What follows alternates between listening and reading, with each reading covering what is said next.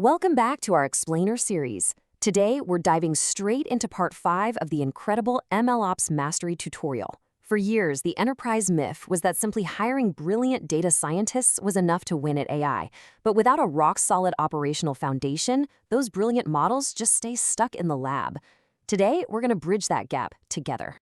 As a quick reminder, this strategic roadmap comes to us from Virtualization Options LLC, that Colorado-based tech research and advisory powerhouse. We are focusing specifically on part 5 of their 10-part tutorial built for IT management.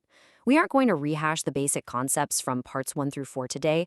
Instead, we're jumping right into the hardcore operations of how to actually implement these systems at scale.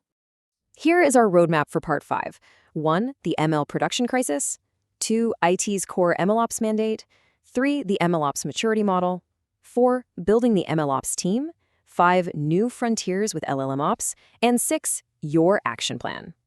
Section 1. The ML production crisis. Why deployments fail. Look at this number, 55%.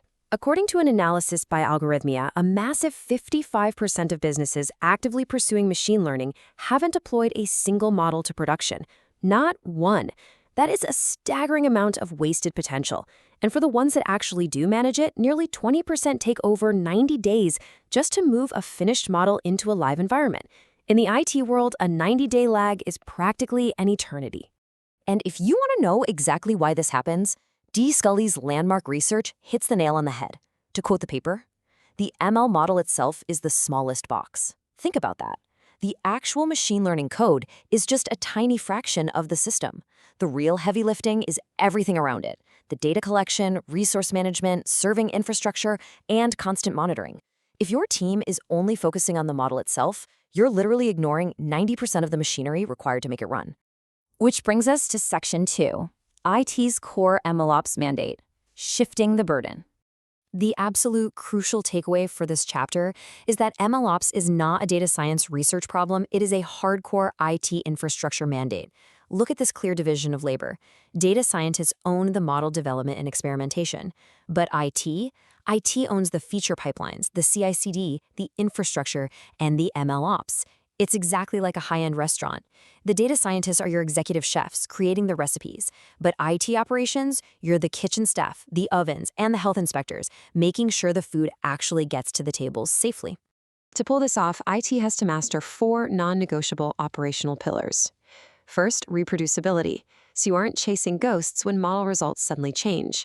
Second, robustness, building systems that recover automatically when things break. Third, observability, giving you end-to-end real-time visibility from raw data all the way to final predictions. And fourth, security and compliance. This has to be embedded into the pipeline from day one, absolutely not slapped on as a check-the-box activity at the very end. Moving right along to Section 3, the MLOps Maturity Model Diagnostic Framework. All right, check out this diagnostic heat map based on Microsoft Azure's Industry Reference Framework. I want you to mentally score your own organization's current IT risk level right now. Most companies are sitting at level 0 or 1, meaning lots of manual notebooks and a critically high-risk profile. But as you push toward level 4, you're locking in automated training, full CI/CD, and eventually continuous training, where the system can essentially update itself based on data drift. So be honest with yourself. Where does your team actually sit on this grid? You can pinpoint that maturity level by scoring your enterprise across these 5 distinct dimensions: data management, model development, deployment, monitoring, and governance. It's actually incredibly common to be way ahead in one area, like deployment, but totally lagging behind in governance. Scoring these out from 0 to 4 gives you a highly specific roadmap of the exact gaps you need to close. Section 4. Building the MLOps team, roles and responsibilities. Because success here isn't just about throwing better software at the problem. It requires deliberate organizational design to bridge the gap between science and operations. Take the tech lead or ML architect, for instance. This person is your primary bridge between IT leadership and the data science teams. They set the strategy and own the implementation roadmap. It's a tough, critical job because they have to constantly translate high-level business objectives into flawless technical execution. Then you have the ML engineer. If you're trying to scale a pilot program, your absolute bare minimum starting team is 1 tech lead paired directly with 1 ML engineer. This engineer is the doer. They make the models production ready, manage the CI/CD pipelines, and automate the infrastructure so the data scientists don't have to worry about it. And we can't forget the AI governance officer. They enforce compliance policies, audit trails, and regulatory alignment. Looking ahead to 2025 and 2026, with frameworks like the EU AI Act rolling out, this role is rapidly shifting from a nice-to-have to completely mandatory to protect your enterprise from massive regulatory exposure. Next up, Section 5, New Frontiers, MLOps and Gen AI. As if traditional MLOps wasn't hard enough, the tidal wave of generative AI is dropping a whole new set of responsibilities onto IT's plate. LLOps introduces brand new operational burdens that literally have no direct equivalent in traditional DevOps. Suddenly, your team has to figure out vector database management, embedding model versioning, and data chunking strategies. It's a totally different ballgame, requiring a totally new set of skills. And because generative AI can burn through budgets incredibly fast, enforcing strict cost observability is absolutely non-negotiable. We're talking tracking cost per inference, tracking cost per token, and monitoring total model spend broken down by team. You also need to have strict budget alerts and auto-throttling mechanisms in place, so a runaway model doesn't drain your accounts overnight.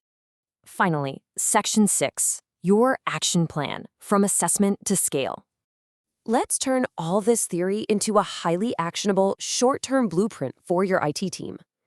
This timeline shows exactly how to go from manual chaos to a highly automated, pilot-tested ML infrastructure in just 60 days. Day 1, run that 5-dimension maturity assessment and secure your executive sponsorship. By day 30, identify 1 or 2 pilot use cases and define your deployment KPIs. And by day 60, stand up your model registry, deploy basic CI/CD, and establish drift detection. It is all about making rapid, incremental progress. So, as we wrap up this explainer for part 5, I want to leave you with this to bring back to your teams. Where does your organization truly stand on the MLOps maturity model today?